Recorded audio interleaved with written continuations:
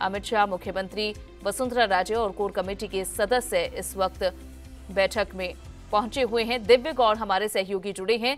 दिव्य, चुनावी समय है और ऐसे में लगातार बैठकें भी चल रही हैं। आज की बैठक का कुछ खास एजेंडा?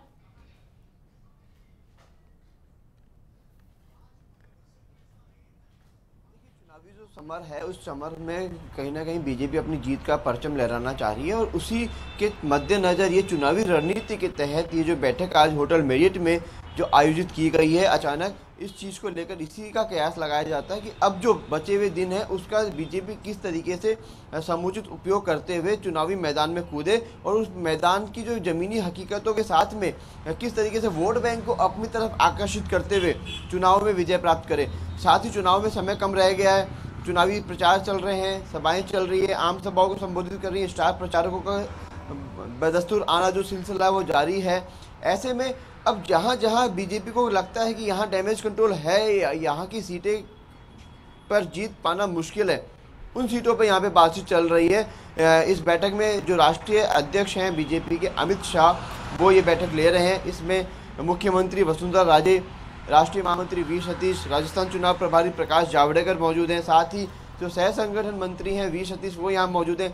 इसके अलावा जो बीजेपी के जो नेता हैं वो भी अब धीरे धीरे यहाँ पे आना शुरू हो चुके हैं और अब अंदर खाने से खबर यही कह सकते हैं कि इसी बात पे, इसी मुद्दे पर बातचीत की जा रही है कि अब आने वाले 5 दिन का बीजेपी किस तरीके से पॉजिटिव उपयोग में ले सके, जिससे आने उन सीटों पर जहां पे बीजेपी को डैमेज कंट्रोल है या विरोधाभास है या निर्दलीयों ने समीकरण बिगाड़ रखा है या जहां पे बागी खड़े हो गए हैं, उन सीटों को किस तरीके से मैनेज किया जाए और मैनेज करते हुए ऐसी कुछ खास सीटें हैं जिन्हें लेकर विशेष तौर पर चर्चा हो रही होगी?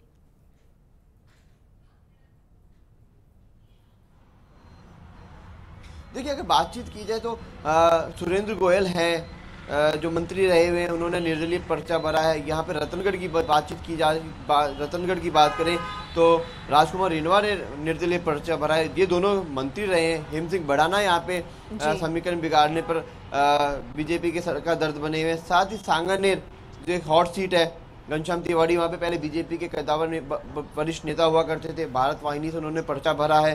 तो ऐसे कई सीटें हैं राजस्थान में जिन पे कर भी बीजेपी अब मंथन के साथ में इस चुनावी रणनीति पर आ गई है कि इन सीटों को भी किस तरीके से बीजेपी के पक्ष में लाया जाए। साथ ही जो बीजेपी ने अपना जो लक्ष्य रखा है बहुमत का, उस बहुमत के लक्ष्य को किस तरीके से प्राप्त किया जाए। बिल्कुल, और कैसे इसके नजदीक तक भी पहुंचा जाए। फिलहाल शुक्रिया दिव्य इस जानकारी के लिए। तो ये बैठक इस वक्त चल रही है और